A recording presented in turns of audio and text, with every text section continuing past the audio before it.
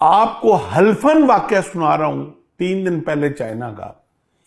मैं चाइना में उनको चाइना रेल के साथ हमारा एक एमओयू साइन होना था और वहां एक बहुत बड़ा ऑफिसर उनका बैठा था जिस दिन लेबनान के ऊपर स्ट्राइक किया उन्होंने।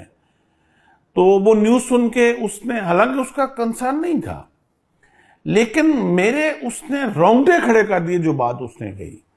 उसने कहा कि अगर इस वक्त जिस फितने के साथ, जिस सोशल मीडिया फितने के साथ तुम्हारी एस्टेब्लिशमेंट लड़ रही है, वो अगर उस फितने को कुचलने में कामयाब हो गई तो तुम्हारी फौज का अगला हदफ इसराइल होगा और इसराइल का फर्स्ट लाइन डिफेंस तुम्हारे कंट्री के अंदर वो फितना है जिसको इस वक्त एस्टेब्लिशमेंट तुम्हारा फेस कर रही है। ये चाइना का एक सरकारी ऑफिसर मुझे बता रहा है। इस चीज को क्या हम नहीं समझ पा रहे?